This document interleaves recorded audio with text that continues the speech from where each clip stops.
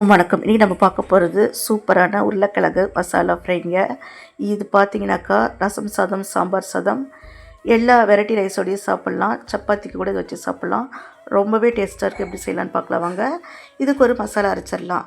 10 பல் பூண்டு, 1 இன்ச் அளவுக்கு இஞ்சி, அரை டீஸ்பூன் சோம்பு, 1 டீஸ்பூன் வரமல்லி, 2 காஞ்ச மிளகாய், 1 பச்சை மிளகாய், 1 கொத்து கருவேப்பிலை சேர்த்துட்டு, உங்களுக்கு காரம் பிடிச்சதுன்னா இன்னும் 1 டீஸ்பூன் மிளகாத்தூள் சேர்த்துக்கோங்க. சேர்த்துட்டு தண்ணி ஊற்றி ஃபைன் பேஸ்ட்டாக அரைச்சி எடுத்துகிட்டு வந்துடலாம். 1 டேபிள் ஸ்பூன் எண்ணெய் ஊற்றுங்க. அரை டீஸ்பூன் ஜீரகம், அரை டீஸ்பூன் கடுகு, கடலைப்பருப்பு, உளுத்தம்பருப்பு சேர்த்துட்டு நல்லா பொரியட்டும். அரைச்சி வச்ச மசாலாவை இப்போ ஊற்றிட்டு கருவேப்பிலை சேர்த்துருங்க. அடுப்பை சிம்மில் வச்சுட்டு 5 நிமிஷம் இந்த மசாலா பச்சை வாடை போகிற அளவுக்கு நல்லா குக் பண்ணுங்கள். நான் ஒரு அரை கிலோ உருளைக்கிழங்க ஏற்கனவே பாயில் பண்ணி கட் பண்ணி எடுத்து வச்சுருக்கிறேன். இதில் அரை டீஸ்பூன் மஞ்சள் தூள் சேர்த்துருங்க. நல்லா எண்ணெய் பிரிஞ்சு வருது. இப்போது வேக வச்சு கட் பண்ண உருளைக்கிழங்கு சேர்த்துருங்க. நான் அரைக்கக்குள்ளேயே உப்பும் போட்டுட்டேன்.